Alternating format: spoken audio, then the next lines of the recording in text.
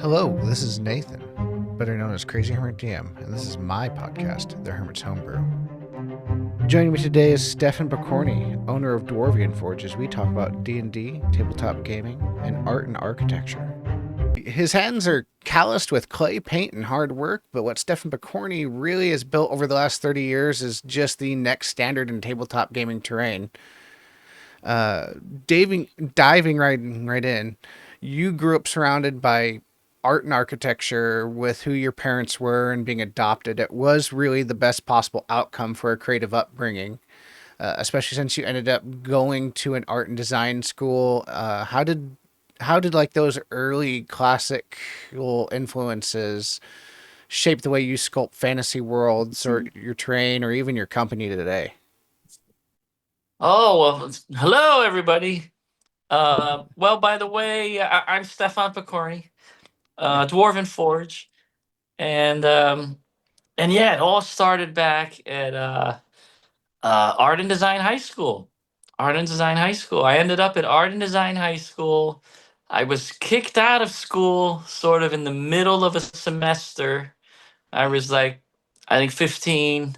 And these are back in the rough days of New York City, in the 80s, and there was a big gang fight happening in front of the school with some people I knew, and a whole bunch of gang members from the local area, Midtown Crew, MTC, showed up, and we thought there was like 10 of them, and we came out, and as soon as we came out, like 20 more people appeared out of the from nowhere, and ended up being like a huge gang fight, like 50 people fighting, and it was a melee, a real melee, Really?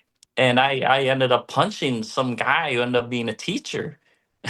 So I punched this guy out. He lost a couple of teeth, and he had grabbed me from behind by my neck.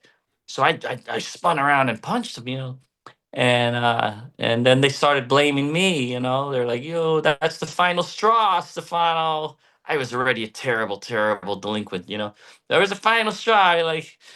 So they kicked me out middle of the year, and I hated school. But the only thing I wanted to do was draw.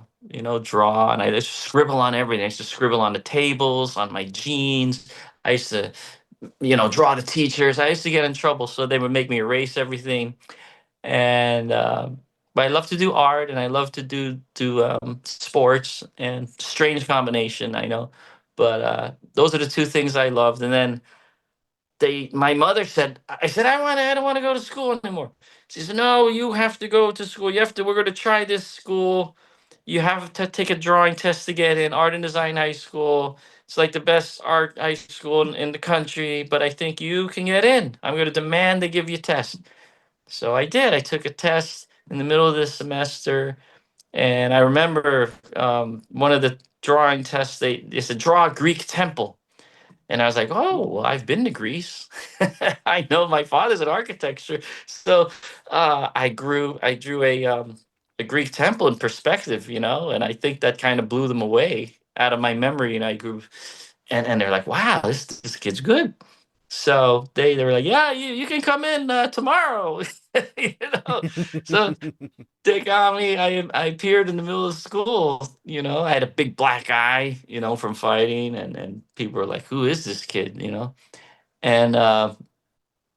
And I went into Mr. Greenberg's painting class, and I remember he was really grizzled veteran. He had one eye because he lost an eye during the Vietnam War, and he used to Whoa. tell us every day could be your last day, kids.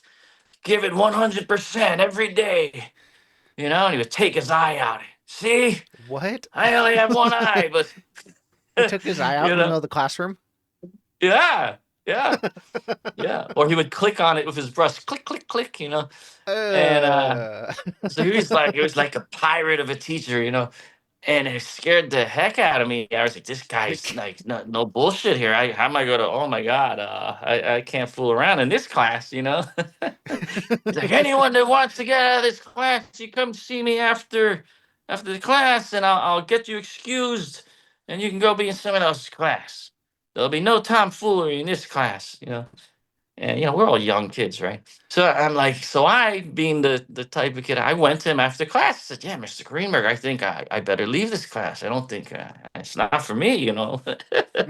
So, and he looked at me, and he's like, "What's the matter, kid? Did I, listen, maybe I was a little harsh on you. Well, why don't you give it a day? Here, why don't you, stay in?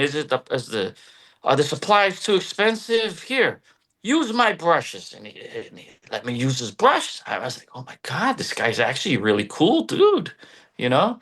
And so I said, okay, yeah, I'll stay.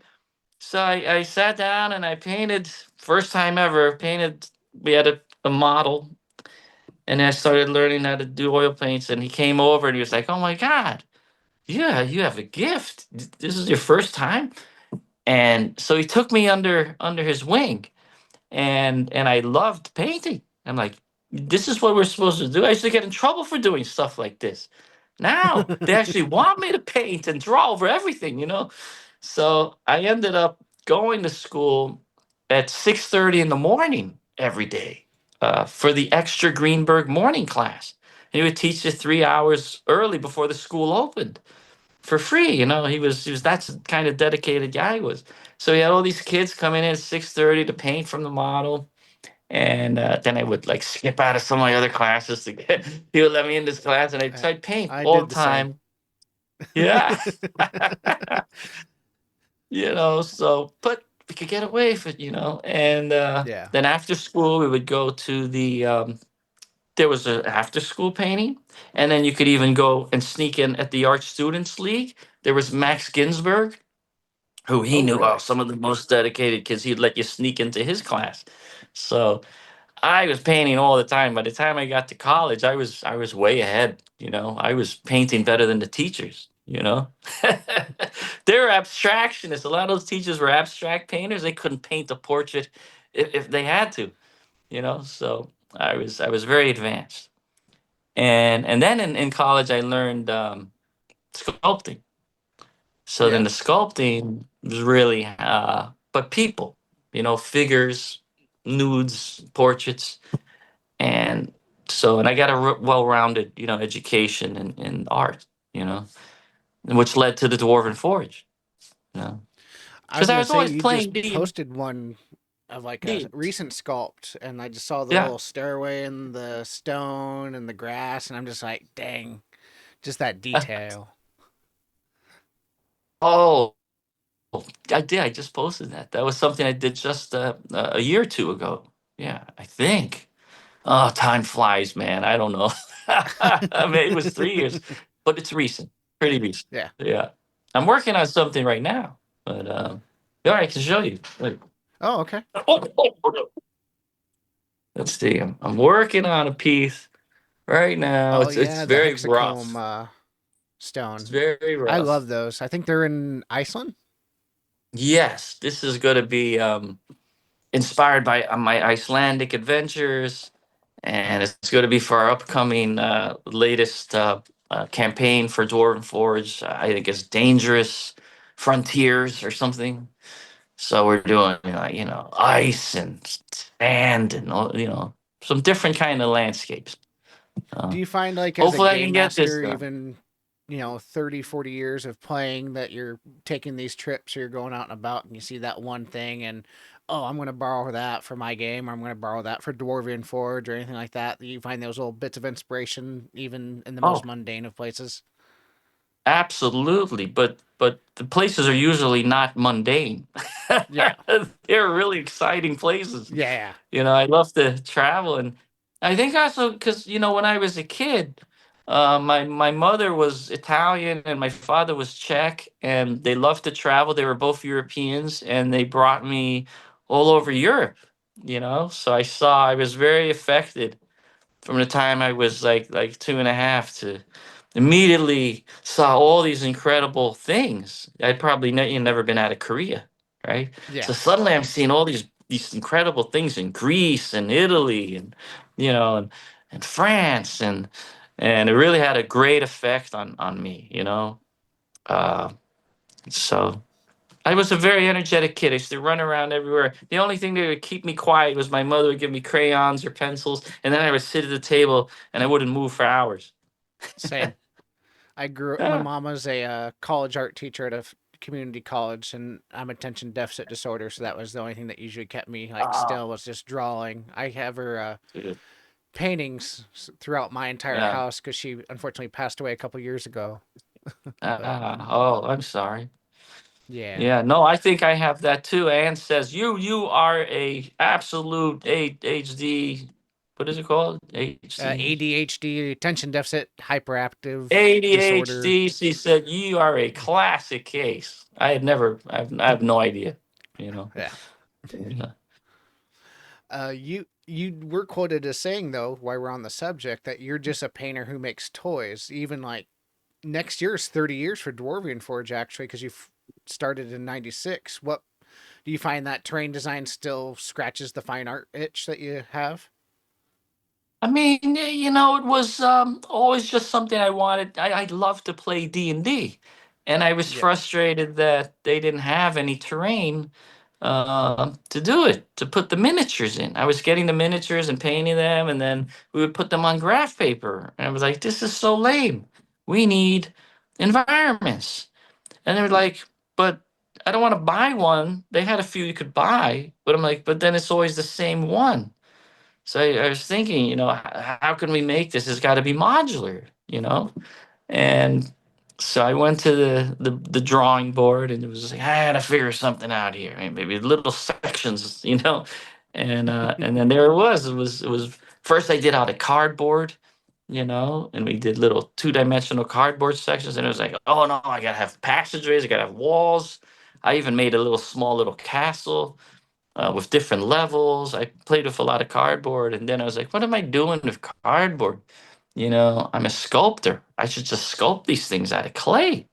You know, Usually, and so that's what we did. I didn't know how to do it miniatures, because I never tried anything miniature. So so I went uh, to England to study with a girl, Hillary, yeah, Hillary, and she was sculpting English houses. They really. love to collect little English houses and stuff. Mm-hmm. So I was like, I went and I stayed at her house. She sent first a thing saying, "Oh, here's an example." And I was like, "No, no, that's not really what I'm imagining. That's not, you know." What if I were to come over there, Hillary, and stay at your house, and we could work together on this, and you could teach me, and you could. And incredibly, she was like, "Okay."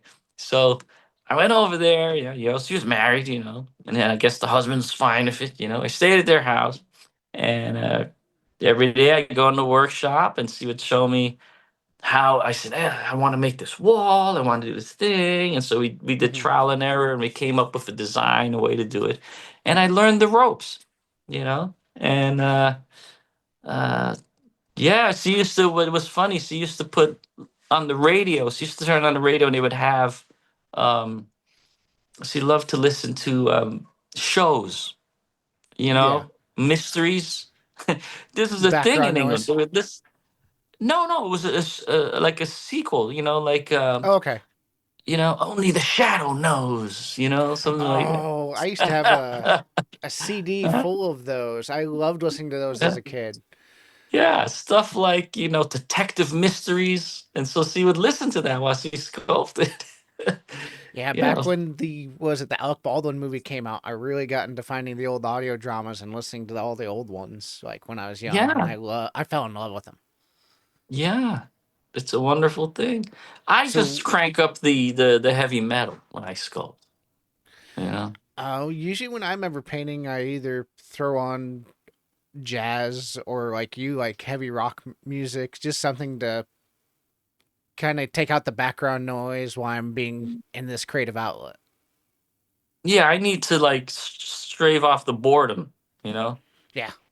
Sometimes when you're doing something like a 4 inches of stone walls, and you know, and you're like, it's you don't have to think, right? You just have to do it, and it's very long work, you know, and I don't want to do it quickly. I want to do it slowly and carefully. But it's a little dull, you know. But so you got to crank some heavy metal, you know, to keep you awake while you're It's like a sculpting those little workout song. stones. Yeah, yeah. So yes, kind of like that, So you you know. formed in like 96. When were you like in England figuring out the sculpting thing? I Was guess that that early would be 90s? 95. Yeah. 95? Oh, so like a year or two. Well, I mean, I don't know. I Okay. so long ago I don't remember. Yeah. It's all good. It wasn't that Uh, much earlier. It was, it did it, did the sculpting, made the masters, ordered a case of a container, a small 20-foot container, or even less. I don't remember, but I think it was like 600 boxes, you know, and yeah, and then we'd made mistakes. I remember the first ones. There was like cast in white resin, and then they painted them in China. They hand paint them over this white cast resin because that's what they were used to doing with the other things they usually do, like lighthouses and baseball stadiums, all these things. And the reason I guess is because white, that the color, is better on a white surface, right? For bright colors. But I was like, you know what? I realized that after a while, if the paint chips, you mhm. get all these white little marks, these white chips everywhere. So I was like, this is terrible. So for the next batch we cast them in solid gray, you know? And that way, if there's any paint chipping, you don't even notice because it's the color of stone, That would make dungeon sense. gray. Yeah.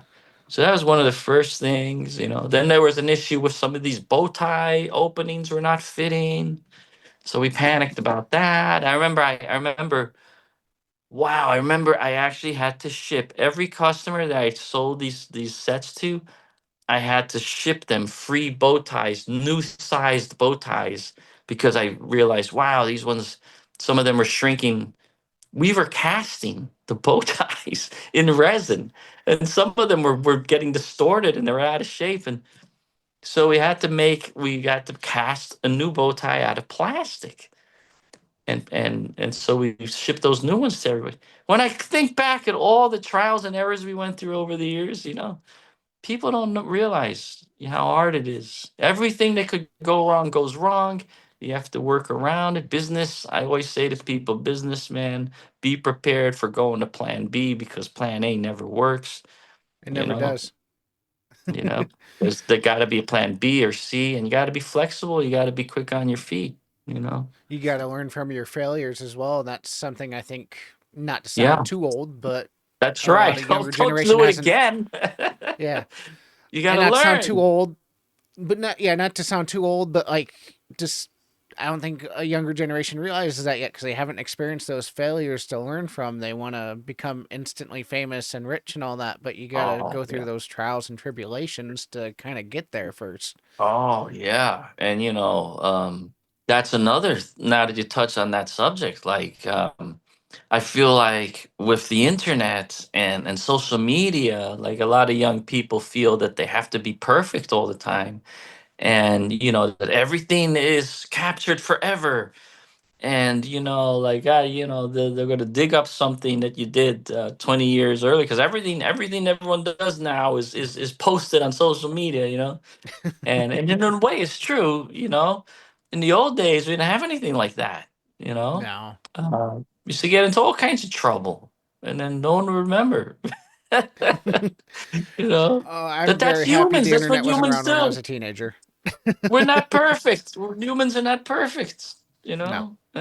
We're a bunch of crazy monkeys. you know.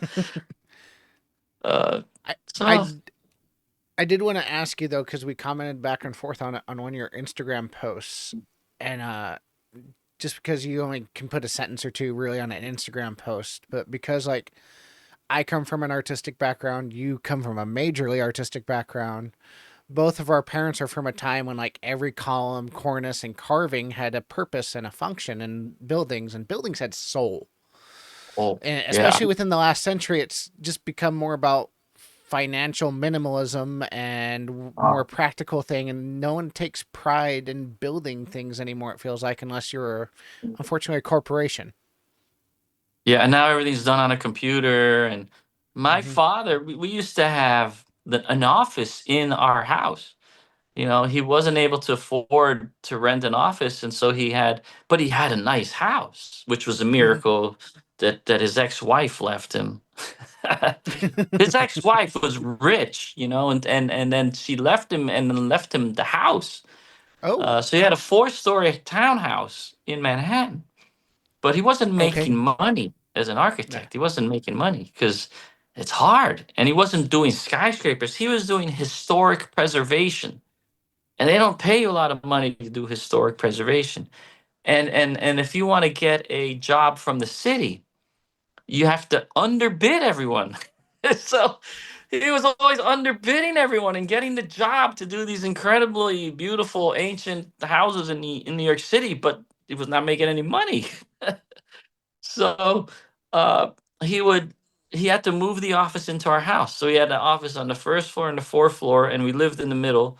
And architects were going up and down our house all day long. And me as a kid growing up in this environment, I would watch all the architects sit there and draw, and they had these electric erasers. They would erase. They're like, oh no, this window's wrong, and now we got to erase all 50 windows. They got to redraw them all.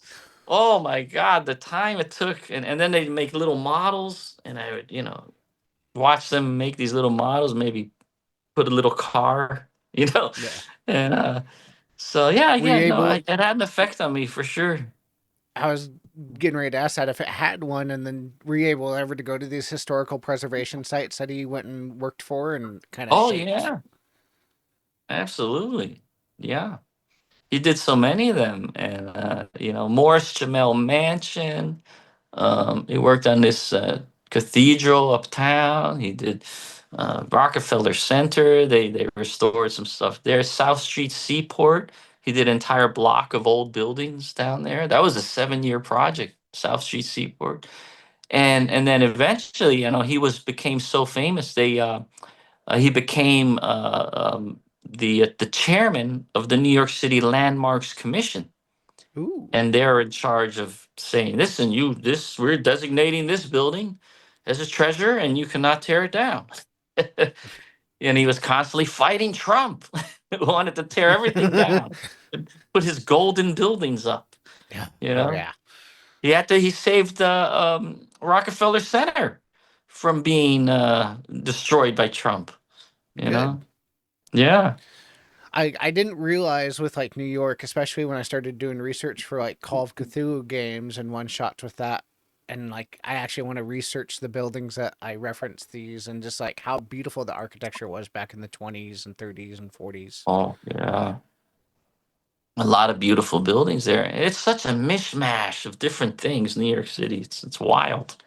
You know, no city What's like it in the world. what's the biggest difference that you find from growing up in New York City on the East Coast to now living on the West Coast with Seattle? Oh, I love Seattle. It's a beautiful city. The climate is really nice. But there's nothing like New York City. I mean, that's such an energetic, vibrant, it's such a big thriving city. There's so many different cultures there. There's so many things to do. You can find anything to do at any hour. It's here. I live in a very sleepy Normandy Park area. I can't even walk to, maybe I can walk to one bar, like half a mile away, and that's about it. um and I don't know how to drive, so I tried to take some lessons, but it was really terrifying. Don't know if I'll try again. But so there's a lot of Ubering. Fortunately, and my girlfriend, she learned how to drive. So she's ahead of me there. This episode's been brought to you by What's in the Bag? What's in the mystery bag? Relax, adventurers. It's not some grim movie ending, it's better. It's Heimdaller's Mystery Metal Dice Bag, loaded with 20 different styles of heavy, battle-ready metal dice. A random D&D class sticker of 13 possibilities, and a special Heimdall sticker with it. Perfect for your next chaotic moment at the table. So stop guessing, start rolling, find out what's in your bag. Okay, picture this.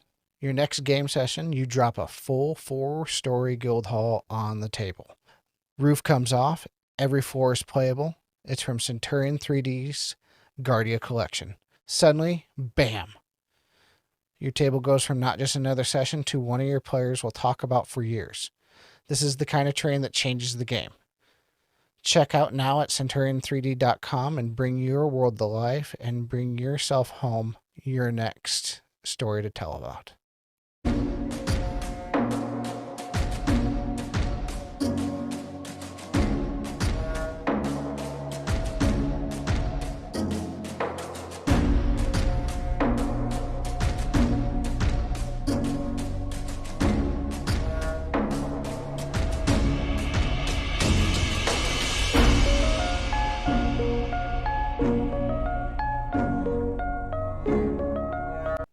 And we have And she's an opera her singer. niece.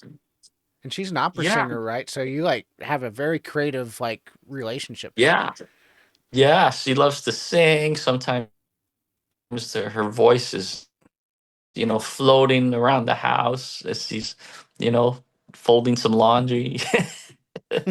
It's yeah, it's a very It kind of European atmosphere, I guess, here in this it's it house, which is like an old Germanic house. You know, I know I live right next to an old Civil War house from like it's a 1860, great we have and a it's just great gorgeous. hall. What's that? Sorry, Um, you yeah, have a great what? it's like an old Germanic house, and there's a great hall. It's a Oh yeah, great I've seen the hall. I think pictures it's like modeled after beer hall. Yeah, yeah. You want to see with it? the with the big old dragon. Yeah. Look, I can. I'm on my iPhone, so I can walk around. Oh, Huh? okay, Look at that. We're gonna go through the house. okay. There's my Whoa, corridor. I guess those some. are I guess gorgeous some D windows. and D. Some D&D type. This is from my city, Valoria. Let's see. This is from the histories of Valoria. I don't know if you could see that. You see that? Yeah, oh yeah, I can definitely see it. There's a yeah more. This is battles. The battles of Valoria. Queen Anugtata fighting the demon horde. Yeah. We get these beautiful windows. So yeah, you go down this beautiful Germanic house. There's more. Oh, the Medusa. Nice. That door leads down to the basement, or there's more miniatures and things like that. We're not gonna go down there, No, no problem. then they got all kinds of more, tons and tons of miniatures I've collected over the years. Sculptings and things like that. These are sculptures that I made. There you Whoa, go. And then we go and here's maps. There's a map I drew for Luke Gygax. Yeah. that is so Okorum. cool. Yeah. Chintufi, Okorum. Yeah. Let's see. We got this was a map I did for Tim Kask. Arredondo Island. And then into the Great Hall. Oh god, Yeah. that chair is huge. It's even bigger than There's in the that picture. the dragon throne. Woo, look at that. It's the balcony that Anne sings from. A game table. I'm currently building a build for Gamehole Con. We're going to in a week. Building up a Wow. forest. Forest is going to be a tunnel. Eh, secrets. Yeah, I shouldn't show this to you, my God. Fireplace. Yeah. Nice view do we have out here? Nice view. Yeah. We have a nice view here. That is gorgeous. Yeah. That is Out absolutely stunning. here. I can see why you chose that house. So that's, so it's a beautiful house and it's a very nice, quiet neighborhood. It's nice one because we do a lot of traveling. So there's a lot of traveling to conventions, and then we here's a here's a portrait of Anne. Oh, Maybe wow. it's a little dark. I don't No, see it. no. It looks like something straight out of the Renaissance, honestly. Oh, thank you. Charcoal drawing. Oh, my mother used to This do is a those all the drawing. Some time. people they think it's a photograph, but it's a drawing, pencil drawing. And then there's a egg tempera painting. Whoa. The Yeah, light through the glass is just gorgeous. yeah. Yeah, I just did a workshop at Whidbey Island for egg tempera, and I did this little study. I saw that picture online. That is absolutely stunning. Is that with Thank colored you. pencil? Egg tempera paints, but it's you see a lot of cross hatching, right? That's the nature. That's the nature of egg tempera. The cross That's hatch. kind of You what I cross thought was hatch. the color pencil is the cross hatching. Isn't that wild? Yeah. So yeah, there is going to go back into. Here's another drawing. I go back into my office. Yeah, no That problem. was the tour. Thank you so much. I'm sure my viewers and myself just really enjoyed it. Ah, It's I did want to ask. It's like no secret that you love first edition D&D, and what keeps you coming back to like the old school roots as opposed to like the new systems that have been out or more modern TTRPG. well, I mean, I've played it. I've played it, even though I didn't really know how to do it that well. But I've played it because that's what everyone is starting to play now. But I just always kept playing first edition because I didn't really. I mean, I thought that was fine. The rules were fine. I didn't find anything wrong with it, so I just kept like, playing. And for me, it wasn't the rules weren't as important as the creation of everything, the creation of the world, the creation of the maps. I wasn't obsessed with the rules so much as I was obsessed with creating the world. You know, I and get that. then I dabbled in second edition because Dungeon Master I was playing with liked second edition, and then we dabbled in third, and we dabbled in fifth, and but I went back to first edition because it's simpler. It's simpler, and I did my homegrown versions of it to make it even more simple. We don't use like those crazy charts with the weapon charts like +2 for a mace to hit plate armor, all that kind of Yeah, stuff. The scrutinization, I don't think anyone ever used that. There's weapon speeds and all that stuff. We just kind of winged it. And I'm actually working on my own RPG system now. Yeah, oh really? my own version.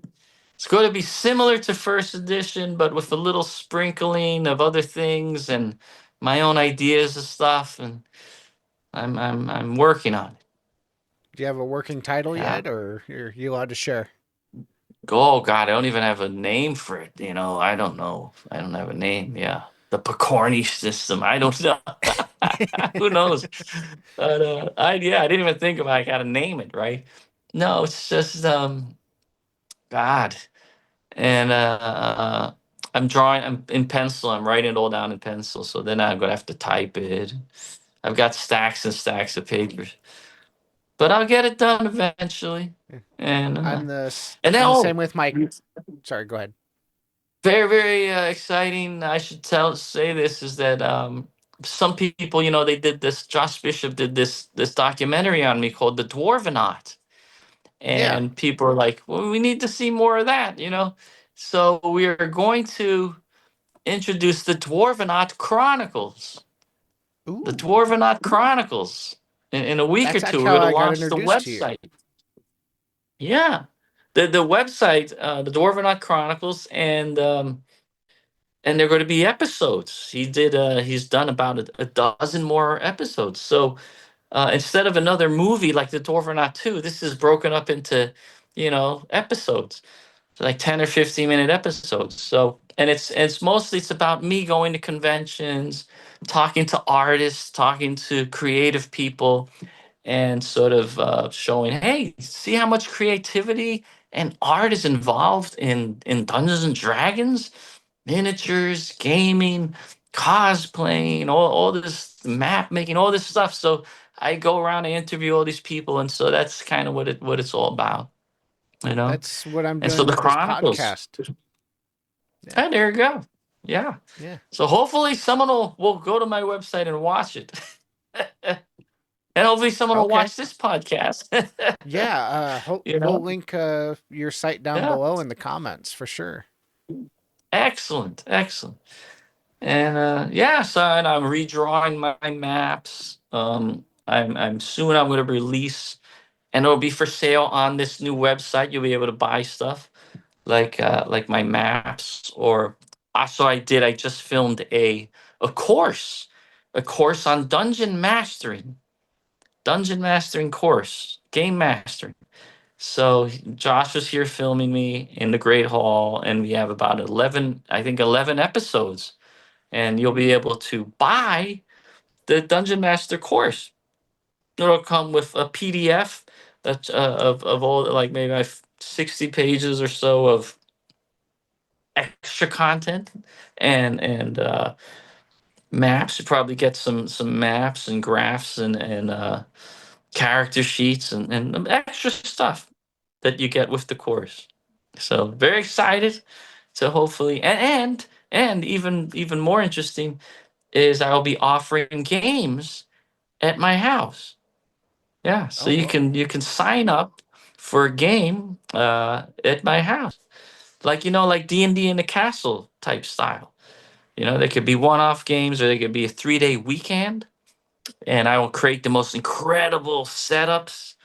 And we may eventually have not just me running, but maybe two DMs. We could have a morning DM and an evening DM. But we'll probably the first one will probably start with just me, and so there'll be a few slots that people could sign up for, and we'll see if someone wants to come and do that. So going to be very exciting very soon here.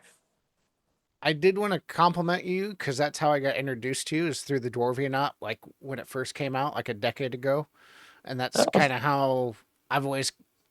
It's a little embarrassing to say, but that's how I've always kind of like looked up to you is because you grew up in that oh, creative household like me. I did want to compliment you as well on that epic wargaming setup that you had, with the giant battle with Tim Kask that you were showing pictures of on oh. Instagram. Yeah. Oh And my then, God. Yeah. what is if you're He's a not playing? hoot. Oh, he is. I love his YouTube channel, Curmudgeon in the Cellar. It's Oh like watching yeah. Grandpa gaming every week. Oh yeah. He came up here, and he stayed for about almost a week. And we played some Axis and Allies, and then we played Peter Atkinson's a studio. He had a wargaming thing there, and yeah, no, we had a lot of fun. Played some D&D even. Yeah, and poker, some poker. Yeah, Yeah, and I made him spaghetti. You know. So, I saw the pictures. You're a foodie like me, and that's the other reason I really like you. well, I had Italian mother. Yeah, So I don't have a broad range of things. I have, yeah, I cook like a bachelor. I don't. I just I had to fend for myself sometimes, in my own little apartment and cook for myself. So I make very simple things. But the sauces, my mother, if I picked up from her to make the sauces, so I can make like a sauce, like a meatloaf or chicken parm, some very simple things I can make, you know. Like when you come home from a convention and it's been like a long week or you just kind of unwind after being on the grind, basically, what's your go Yeah. to dish to kind of, I'm back home? Oh, it's like spaghetti or a good cheeseburger, you know. Or if like I've overdone it, I'd be like, oh, listen, we got to go to the tuna fish sandwiches, and or Ann will make a lentil soup because then maybe we have to Ooh, lose weight because we've overindulged. So we gotta, yeah, health is very important. So as I get older, I'm 58 now. As you get older, you got to really be careful about what we put in our bodies. I'm So, finding that at 41 and being yeah, diabetic. well, wait till you're 58. you know?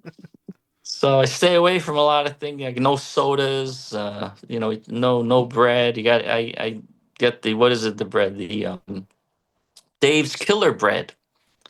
Dave's Killer Bread. So it's better bread for you, not that they put so much sugar in white bread. It's terrible for you. And just changing the bread has been made a big difference. Really? And yeah, yeah, bread has a lot of calories, and Oh, yes, it does. so I'll yeah. have to check out And Dave's then Killer Bread, though. yeah, I actually was going to at some point even make a course on cooking. Yeah. The Anne said I should call it the cooking for ADHD bachelors. you know, just like a week's course of low calories cooking that's flavorful, easy to make, and that will actually you know You know, help you lose a little bit you of can weight. eat while you paint or, zone out on something. Yeah, yeah. I mean, you don't have to torture yourself. There are good things. There are things you can eat that are healthy and good for you, that are really tasty. And that I think one of the things I think younger people they don't know how to cook. And maybe they're intimidated by it, or they think it's hard, but it's not really that hard. No. But you just have to be taught. You know, so. It just takes a little bit of a, I guess, push to do so. I can't think of the word, but Yeah. Well, if it's tasty, then that could be enough push. Sometimes you crave it. You're like, exactly. oh man, I got to make a spaghetti sauce because I need that good spaghetti. And it's easy. You can make a sauce in 20, 25 minutes. You know. Oh yeah. I have Yeah. tomatoes growing off to the side of my house, and that's what we do is we roast the tomatoes, or we make like a pico de Oh, gallo, or something like that, and nice. just tastes so. Oh, it tastes so much better fresh as opposed to like something you buy from the Oh, store. seriously. Yeah, yeah. That's the great thing is, and a lot of great food really is not complicated to make. It's about the ingredients, the fresh ingredients. You know. So you can grow your own vegetables. Now that I live here in Seattle, we grow tomatoes and we can grow the herbs and uh, nice. Go to the butcher, Uh, get the meat from the butcher. we have a Yeah, stay couple away here in from the junk Omaha, food. Nebraska. Yeah, yo, imagine. Yeah. Yeah, we have Omaha steaks here. Oh man. Yeah. Yeah. I Plus, you wish get I that could eat a Midwest steak every day. mentality of you always make more food than what you plan to, because in case somebody comes over. Yeah. Why not? Yeah. I did want to ask, what if you aren't playing 1E, what is your go-to game, whether it be a tabletop role-playing game or wargaming or something else entirely? Well, recently I've been obsessed with Axes and Allies. Because strangely enough, I didn't really get into wargaming at all as a kid. The only thing I would play was Risk. I don't know if you call that a war game, but it's I really liked It kind of Risk. is. I liked Risk, but Axis and Allies was like a step higher, and so I only just learned how to play that, a few months ago, maybe half a Oh, year ago, and so I immediately became obsessed. And so I started, of course, I painted all the little plastic miniatures. yeah, and you're posting it on your There are like Instagram, and I was 600 just of like them. liking them all. Yeah. Oh my God. And I got the flight stands for the airplanes and the Hmm. magnets. And I sent some to Tim Kask, because he's become re-obsessed with it. I encouraged him to make, he was angry about some rules. So I said, well, Tim, because as a war veteran, he was like, well, this plane really shouldn't be able to this, and he had all this ideas, and I was like, well, Tim, you got to make your version, the Tim Kask version of Axis and Allies, and so I think I convinced him. So he's been working on it, and He's been talking about so he's on been his working. YouTube about changing production or something like that as Oh, well. okay. So he is talking about it on his thing. Yeah, on his He's YouTube. working on this thing. Yeah, And I sent them some flight stands. I hope you can get with these little tweezers and put these these magnets into the plane because it's not easy. But he's a seasoned veteran wargamer, so maybe he can do it. Maybe he has a better method than I had, you know. And, oh, it's fun, These games, hobbies, this is all going to keep us young and healthy and keep us human in this technopocalypse that's happening all around us. You know. speaking of like the older games, the one that's rising out right now is Shadow Dark, and it has a lot of the old school feels Oh. to it, and it's pretty brutal. What do you think of Shadow Dark?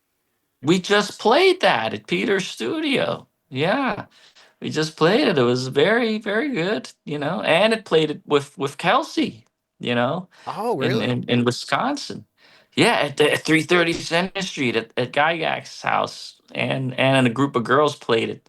Yeah, so she enjoyed it, and I got the little book. It's a little book, so it's not very Yeah. intimidating, and it's not hard to learn, and I think it mixes a lot of the best, like first edition and fifth edition, kind of together, Hmm. and sort of almost even easier than those, and like there's a lot of good thought went into that, and I like the system, and it's inspired me, and I have to say, it probably has inspired me to do my own system as much as also the WotC did so many things that made me angry. I was like, yeah, Yeah, oh my it did god, everybody with the OGL.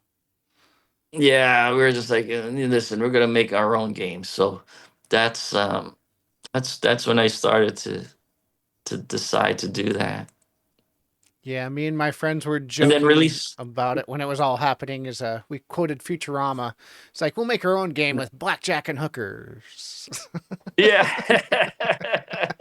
you know so yeah, and then in my world, I'm going to release my world as well, but now that's all been delayed with the making this system, and eventually I'll get it done, and then I'll have it available for sale on the Dwarvenaut Chronicles website. You rolled some pretty legendary stats on Shadow Dark on one post you shared. Uh, do you find like trying Shadow Dark kind of rekindled a lot of like things that you liked about the older games? Like you rolled like an 18 um, intelligence and like a 17 con or something like that. oh, that's right, it was amazing, amazing. I'm keeping that character. Yeah, yeah, it's right. I did it with 3 dice, right in front of everybody. They're witnesses. An 18 on one stat and a 17 on another. I'm like, wow, the gods of Shadow Dark are looking down on me. They're the And best rolls welcoming. I ever had. Jesus, you know. Uh, so fortunately, I survived, and well, maybe hopefully I make it to second level. you know. But yeah, yeah, very good. First edition, I play a lot of games at conventions, right? So uh, I sometimes have 8, 10, 12 players. So it's crucial to go fast. And that's one of the reasons why I like first edition. I can go very fast. I'd be like, all right, roll the hit, and oh, you missed. Okay, next, roll the hit. Oh, next. You can go by people very fast. Unlike fifth edition, everyone has two or three moves that they can do. It's like, oh my god, you have another thing you can do. It takes forever to do a combat. And my experience with people DMing fifth edition, a lot of the time they don't even know all these rules, and it becomes an argument between the player and the DM for like 10 minutes. You're like, oh my god, Jesus, when is it going to be my turn again? Oh my god. So I like the fastness of first edition, and Shadow Dark is also very fast. So I like that. You know. One of the things I like, at least at my table, and I always tell them, it's like whatever judgment I make is the judgment for the session. If I got it wrong, I got it wrong, and I'll admit it at the end of the session. But we're not going to sit here for 5-10 minutes and derail the entire game and ruin everybody's Yeah. night over a rule when it's just a Exactly. game of make believe. It is. It is. And so someone has to be the arbiter and in charge. And if you're terrible at it, they just won't come back. Yeah. you know. So the players ultimately have the final recourse. They'll be like, well, we don't like the way you're handling these rules. We ain't coming back. you know. So the I DM got two has more to be questions. fair. All Yeah. right. I got two more questions and then we'll wrap it up because I know your time is valuable and you have the Seattle baseball game to watch. I gotta get to. I love baseball and Seattle. It's do or die game today, so I gotta I get don't down there blame for you. Game 5 against the Tigers. When I first messaged you and just kind of shot my shot of having you come on, that was one of the conditions of like, no, we'll get you to your game. Don't worry. Right on, right on. But Dwarven Forge turns 30 next year. Is there any big plans Whew. to celebrate their anniversary? Whew. Not that I know of. Not that I know of. I don't know. No. Yeah, I'm very removed now from the office. I'm kind of Yeah. semi-retired, and so Yeah. that chugs along on the other side of on the East Coast. That chugs along while I live. Here, just my thing now is I go to conventions and I take the Dwarven Forge and I run the games. So I'm like an ambassador for the games and but I don't interfere with what they do. And if I can sculpt a few pieces, I send it to them and say, hey, try to push this into what you're doing. But they're all younger than me, and we're different generations, and I'm like the old grandpa now. And you're like, oh my god, what's he gonna say now? So I've come to realize that you got to just let the younger people carry the torch. And you know I was in the trenches for many many years. I don't need to deal with any of the problems, because there's always problems and issues when you're running a company and running an office. I'm happy to be out of it. And I think I've assembled a good team of people, and you got to trust them to do their thing, you know? So The I don't know if they have any plans. If they do, I hope they tell me. that we can help spread the word. Yeah, yeah. But just What my keep it last going question's for a little another bit deeper. 30 years. Yeah. Well, Huh? that's actually having to do with my last question is Dwarven Forge turns 30. Usually your name is synonymous with it and it's kind of your legacy. It's it's your baby. At the same time that you've kind of let the baby kind of go out of the house and run itself. Here in another 30 years, not to remind you, but you'll be 88. What do you hope your legacy will look Oh, like by that time? gosh. I don't know if I'll be alive that long. That's a I long, hope you that's a will. old. I've abused my body so much over the years. I don't know if I'll live that long. I was just thinking about that today. I was like, I could make it past 70. I think I'll be ahead of the game. Maybe 75. That'd be a miracle if I get to 80. I don't know. We'll see what happens. Medical technology is advancing though, so you never know. They keep talking about how, oh, people are gonna live forever. Hey, listen, I don't want to live forever if I'm really old. I'll tell you. Yeah. But hey, they talk about this reverse aging and all of that. Wouldn't mind if the bones hurt less, and stuff Yeah. like that. I So the understand that. eyesight gets worse. I wish the eyesight could get better. That's another thing with doing the miniatures. My eyes are getting worse and worse. I have to have like a super glasses and then a microscope, and I'm there, and it's hard. It's not like when it was 30 years ago. So another reason why you slow down a little. You slow down a little, Yep. and the brain is not as swift anymore. All kinds of things. So aging happens. It Yeah. happens. You don't think it's going to happen, and then it happens. And I'm happy. I want to go back to painting. And I had to stop painting. I started the company because I had to make money. So and then I did. I started to make money, but then I stopped painting. And so now I have some money. It would be nice to go back to the painting, which was the original idea. You know. So I like to just do both. You can Yeah. paint, you can still run games. I prefer to run the games. So I guess I'm sculpting the pieces less. I'm less involved in selling them, but now I enjoy to use them, and I enjoy to be the dungeon master. And that's perfect, right? I mean, and to really just do what you love to do is run the games. You know. So that's what I hope to do here at the house. Run the games and maybe make enough money to pay for the property taxes. Is you that know? what you kind of hope people remember you as? Is the guy that did what he loved? Yeah, I'm just an artist that, did what he loved. And you know, I feel like I love that guy, the Bridges, Jeff Bridges character, the dude. Yeah. I'm just like a I dude. love that movie. I'm a D&D dude, and yeah, it's gonna be nice. Hopefully we can stay in business. I don't know if these crazy tariffs, they just keep going higher and higher. It's nuts. But we got a lot of smart people working for us. We're figuring out ways around it, and it was so far so good. But I it's a crazy world we live in. I know. I know. Troll Lord Games in Missouri is opening up their own printing press to kind of combat the tariffs and all that. So hopefully, other people kind of take Yes, I'm cues very from that. interested in that. I was talking to them, and like, yeah, maybe when I print my stuff up, I'll be talking to you guys. You Same, know, because I'm only one state up from them. excellent, excellent. But with that, from brush to chisel the dungeon tile, Stefan Pokorny reminds us that the worlds we build outlives the hands that build them, and that's the legacy worth rolling for and brushing for. And I thank you Woo. for coming on.